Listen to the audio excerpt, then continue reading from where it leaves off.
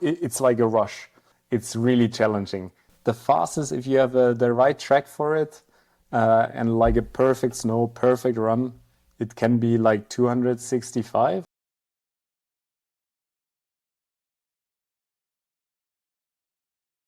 So what's it like going 200 plus on skis? When you go 200 for the first time, it's really something special, I would say. It's like a rush. And for me, it feels like when you meet your first love, it's like you have these butterflies in the stomach and they just want to go out. And if you do a fast run, it actually feels like this. Can you make any kind of a mistake? Well, you shouldn't do too many, or the mistakes shouldn't be too big. You can, for example, at 200, it's like it feels like a training run right now. And you can test something, so you can really try something out. For example, narrower ski position or different tuck. You shouldn't if you go faster, because there's like just this tiny, how do you say, march. Margin of error, like a very small margin of error. Yeah. You have to stay within this small margin, and you shouldn't get out of it. I'm kind of a numbers person, so to put this a little bit in perspective, let's say when we're talking about mistakes, 1 is the smallest mistake that you can make. 10 is a pretty big mistake. Yes. At those top speeds, like where on that scale can you kind of make a mistake? Like, oh, you can make a mistake at 5 and you can still be good. Or like if you go above 1, you're done. It's like I would say one if you have a really small margin. Kind of backing up to go forward. How did you get into this? It's well, actually, crazy story. I was never really a ski racer before, but my family and me, when we were younger, we always made ski holidays, and we went to Verbier. It's also a Swiss ski resort, quite big, and they had a World Cup competition in speed skiing. We were watching it, and it was like quite, interesting. We did, or at least me, I didn't want to leave. I just want to watch them going down, because it's crazy when you see them like skiing 220 kilometers per hour, and they have these shiny red suits and these space helmets. It's something which is not normal, and quite interesting to see. And when I was 16, like the World Cup competition was already over, but the track was still prepared. So my dad and I, we went on the track, like half of the track with normal skis, with normal ski equipment, and we put a GPS measure. Speed, like see how fast you're going. Yeah. Exactly, to see how fast we can go down there. And it was like, yeah, with normal skis, it was like 120, 125, something like this.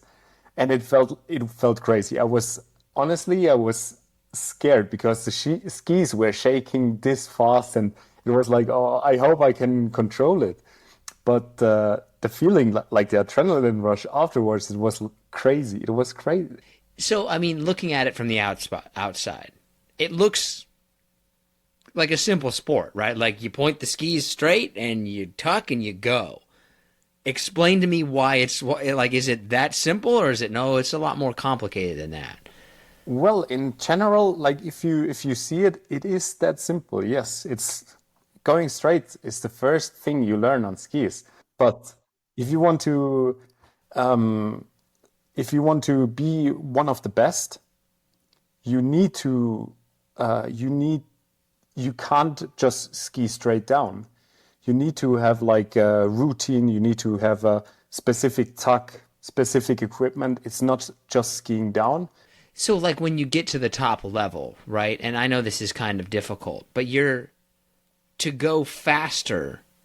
What are you trying to work on? Like you're trying to get a slightly better tuck. You're trying to get closer. Like what are you trying to do to go faster and faster?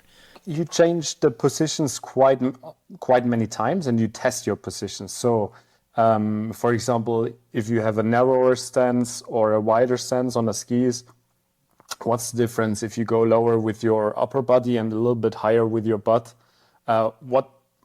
What's the real difference?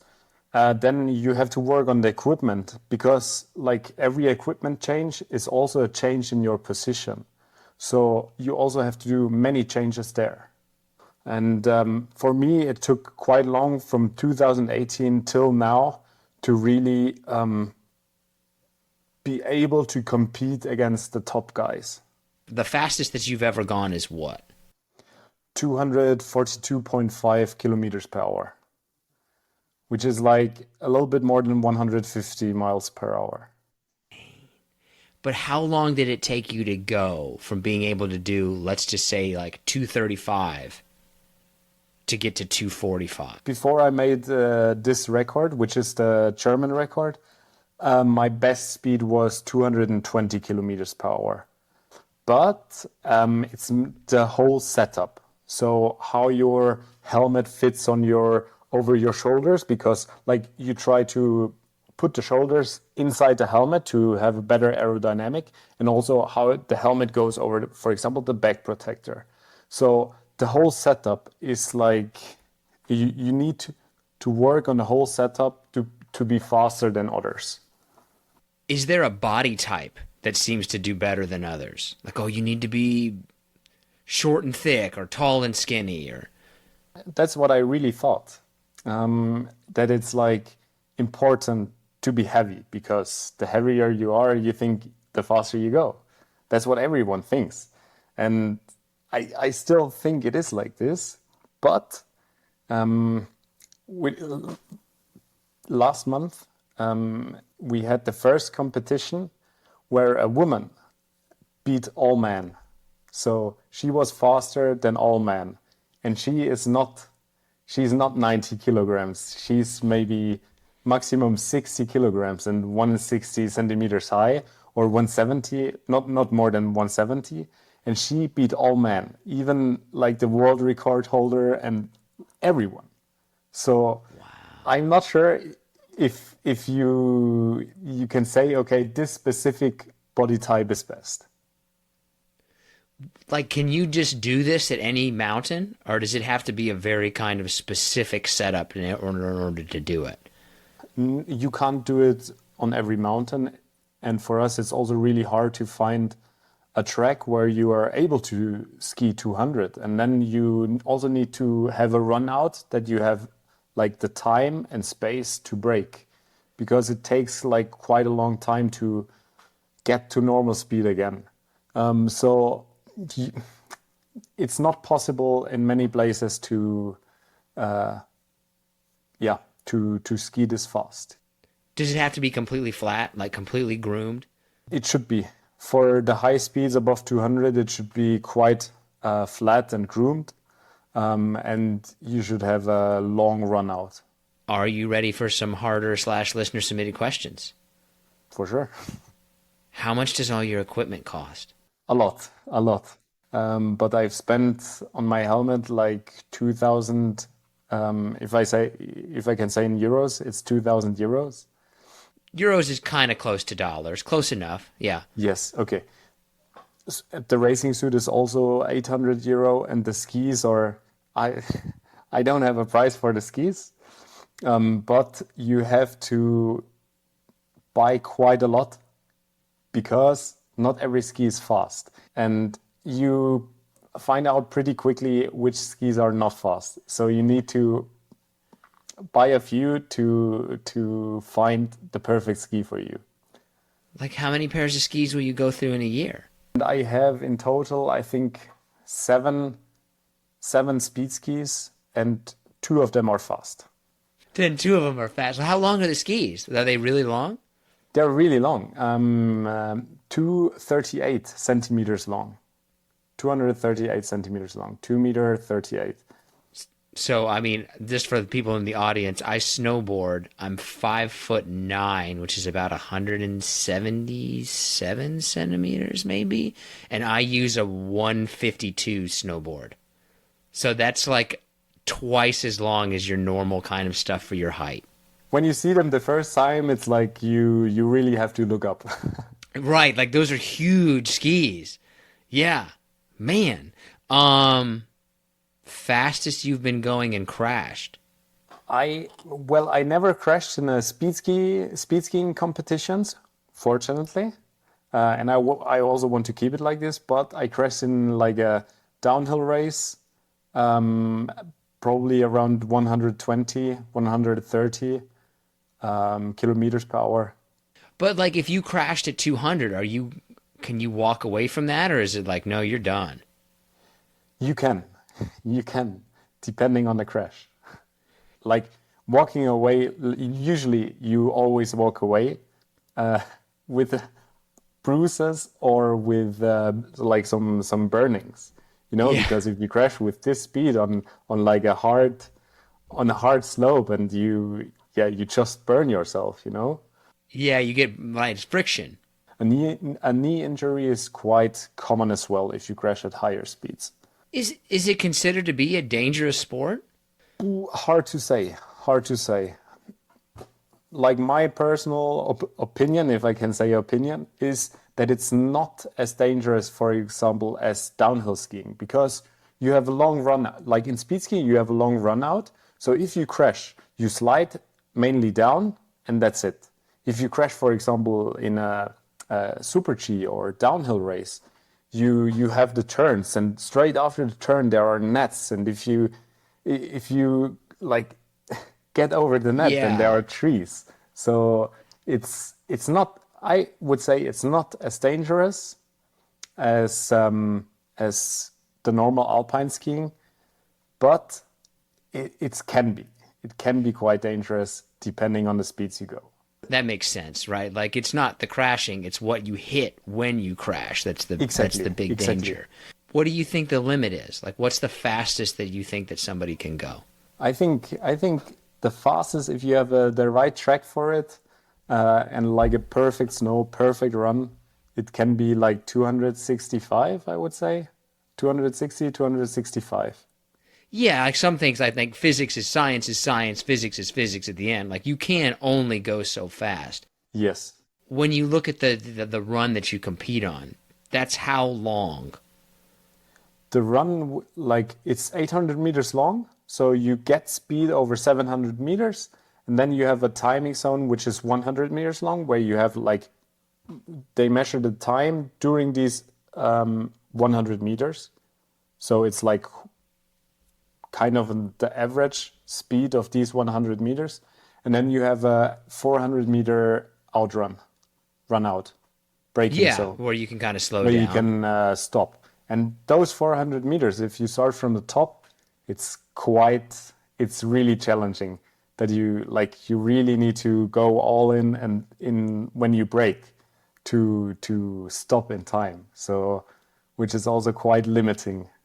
Okay, I was in the States, you're always taught pizza, French fries, like pizza, French Yes, fries. So how are you yes. stopping? Are you like pizzaing or are you doing Pizza. more of the hawk? Then you just pizza stop, huh? Well, it's a mix of both. But like you go through the timing zone, then you stand up, you try to catch the wind to that the wind slows you down, and while you catch the wind, you go in pizza in snowplow. And when you have a speed which is low enough, you can do the hockey stop, like the parallel turns.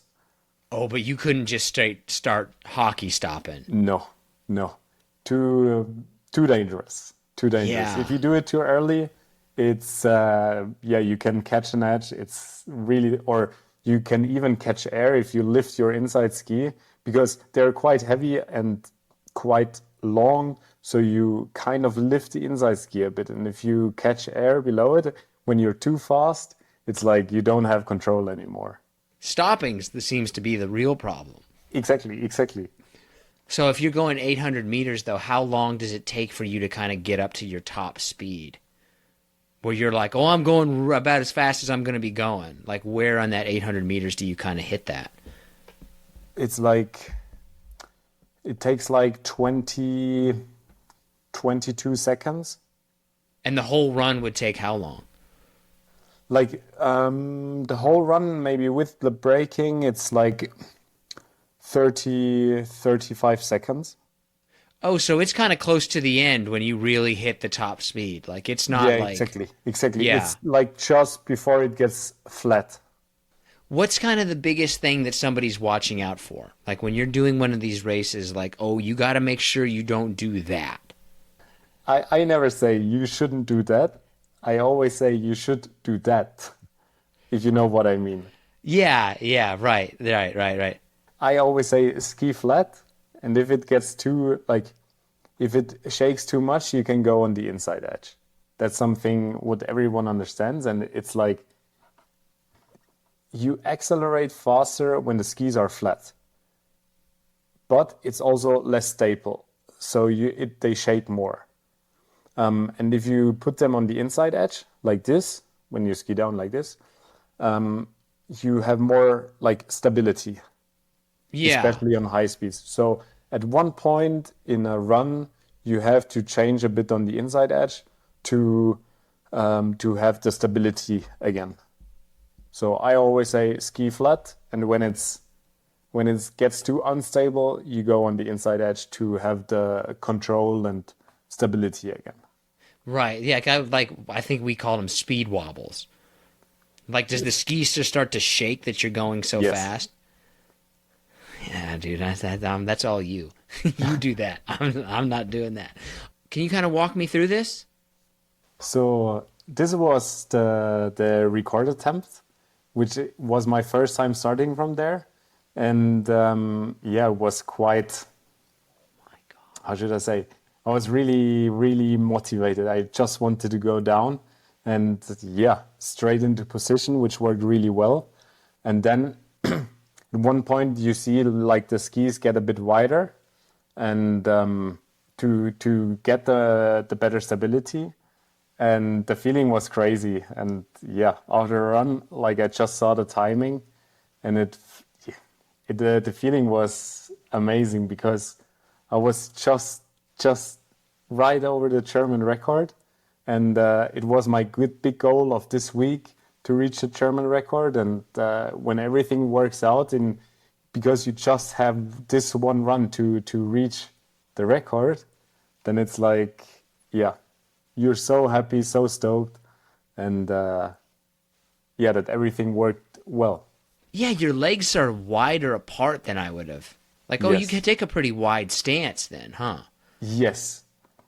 But since this, it got a bit narrower. Yeah, Like you can I see it as you changed, kind of bring it in. yeah. Now I changed my tuck a bit, and now I'm a bit narrower, so which works for me personally better. So it's a never-ending process, actually. Oh man. So that's the top of the run, you're dropping in. Yeah, exactly. This is like if you don't start from the top, you are like if this is the slope, you get in like this, and that you yeah, that you don't lose any meters, you jump straight into the fall line to accelerate to have a bit more meters of acceleration. Oh, I can kind of Yeah, you know what? Like the skis are moving in and out more than I would have thought. Yes, they shake quite a bit. They shake quite a bit, and yeah. But when you have like this is a feeling I really want to have. So that they are shaking a bit, then you know that they are flat, and that you accelerate faster. Oh, so But you're also, it shouldn't be too much. Oh man. Oh, you really do tuck in then, huh?